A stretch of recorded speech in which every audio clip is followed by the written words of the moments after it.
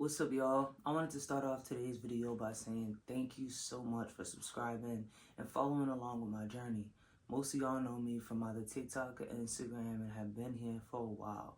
Y'all have been asking and asking for me to start doing long form content, so we're gonna get started with that today. Today's video is going to be about not becoming what hurt you. A lot of us have experienced some challenging times in our life, whether that comes from childhood trauma or things that you've ran into as an adult. But that doesn't mean you have to be the problems of your past. And I'm speaking from experience. I used to walk around with this victim mentality, a poor me mindset, because I felt like everything was happening to me, but nothing was happening for me. But when you learn to shift your mindset and understand that nothing happens by coincidence, and everything that you encounter in life is meant to make you stronger in some capacity, you'll be able to release the pain of the past and start to live in the purpose of your present moment. You see, I grew up in foster care. I had 12 foster parents before I graduated high school. I was always in and out of the system. My mother was an addict. She was abusive. We even experienced multiple stints of homelessness. And my father, he wasn't in the picture at all. So I always felt like I was missing something. And that ended up impacting the way I carried myself as an adult. I walked around with this chip on my shoulder, and I carried myself with this wall where I never fully let anybody in. And I was able to love. I gave so much love. I was always a light, the life of the party, the class clown, a smiling face. Nobody knew that I was carrying all this pain inside of my heart because I didn't let nobody close enough to really ever see me. And that impacted my relationships as I grew up. I never let someone love me completely for me because I didn't let them see me. And for the longest, I didn't understand where this came from.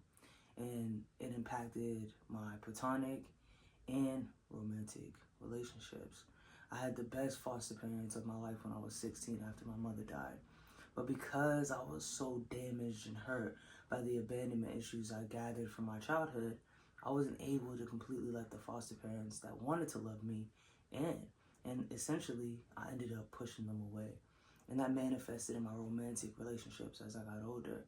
I would fall for somebody, and the moment they loved me too, I put up a wall, or I found an excuse to leave, or I found a reason to push them away. Or my insecurities started eating me alive, so I started getting controlling and wanting to keep them to myself because my fear that they would leave like everybody else would kick in.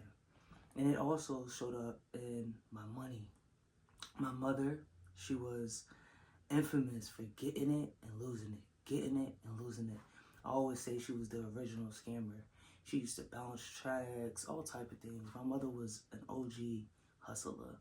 She knew how to get it, but she also knew how to spend it.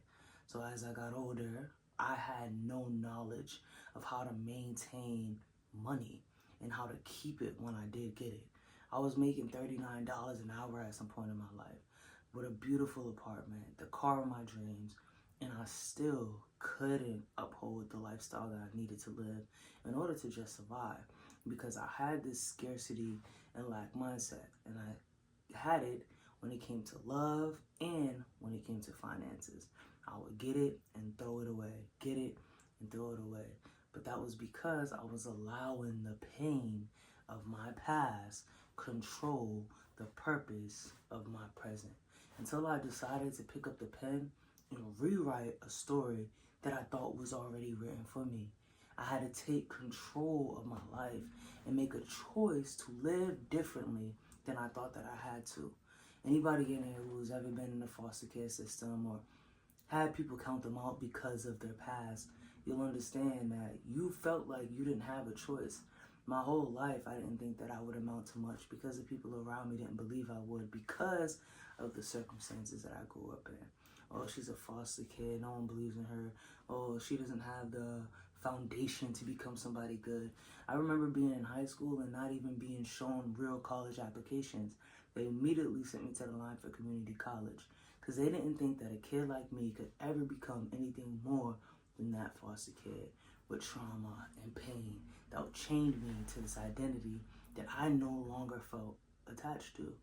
And breaking out of that comes with changing how you identify. And the first step to that is getting that chip off your shoulder, getting out of that poor me mindset, getting over that victim mentality that this stuff happened to you, and learning how to channel that into something bigger and saying, what can I use my pain for? How can I use the hurt of my past in order to grow? And trust me, it's not saying that your feelings are not valid, right? It's valid that what you went through was difficult, that what you went through was hard. Even can go to the point that what you went through wasn't fair. But although our trauma is not our fault, it is our responsibility to step up to the plate and do the work. For me, that started with getting sober. I was 27 years old when I made the decision that if I didn't want to be the pain in my past, if I didn't want to walk the path of my parents, I had to put down the substances that they also use to cover up and escape the pain of their trauma. Everybody has a story, and the people that hurt us do too. Hurt people hurt people. So once I realized that it wasn't that I wasn't worthy of love or that I wasn't deserving of the childhood that I desired, but my mom and my dad had things that they didn't heal from, and in turn, they bled on somebody that didn't cut them, and I was doing the same. Once I was able to see that, I was able to heal those wounds, forgive them, and release my attachment of the stories I told myself because of my relationships with my parents. My first year of my sobriety was brutal. I still was suicidal for up until about a year and a half sober, because now I'm healing and growing and having to look myself in the mirror and realize I didn't like who I was because I had this alcohol and these pills to water me down and to give me this false identity, this false courage, this false self that wasn't truly me.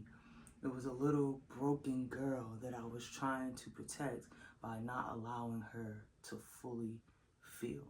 So losing my kryptonite, my crutch, my thing that kept me going, my substance, made me have to face myself. And that's one of the scariest things that I ever went through. But in doing so, I realized I have choice now. I get to choose where I go, what I do, who I am, and who I want to become. And I started that off by making a list of the things that somebody would do if they were the Kalia I wanted to be. So I came up with this identity of who I wanted to become and how I wanted to show up for the world. And then I made a list of habits and patterns and behaviors that I had to release in order to become that person, and new habits and patterns and behaviors that I had to adopt to become that person. And this is an everyday job, right? You're gonna have this tug of war with your mind that tells you that you'll never get there. And there's still times, 4 years deep into my journey, where I'm like, maybe I'm in over my head. Maybe those people were right. And I have to shift my mind and lock back in and remind myself of who I am. Remind myself that I don't have to be attached to that narrative anymore. That I am in the driver's seat of my life. That I get to steer the ship. That I am in control. And so are you. So if you're struggling with releasing the pain of your past, I think the first thing to understand is that what happened to you was valid. And although it hurt, it's now your responsibility to reclaim the narrative, rewrite your story. You don't have to be trapped in this box of your past. And sometimes that takes isolating and getting away from the people, places, and things that try to keep you in that box. I've learned as I've grown and I've navigated this journey that some people just no longer fit my story because they can't help but see me for who I was, and that's not conducive or productive to who I am and who I am becoming. So letting people go and allowing yourself space to grow and become the version of you that is not your past, that is not your pain, that is not your trauma. Sometimes to grow, you gotta let go, and that starts with letting go of the identity that is no longer aligned. You do not have to be what hurt you. And learning that is such a beautiful gift. Let me know what part of your past you're still holding on to that is preventing you from stepping into your power, and how we can navigate that together. I love y'all, and I'll see y'all next week. If there's any topics that you guys want me to speak on, comment below, and we'll get into it. Peace.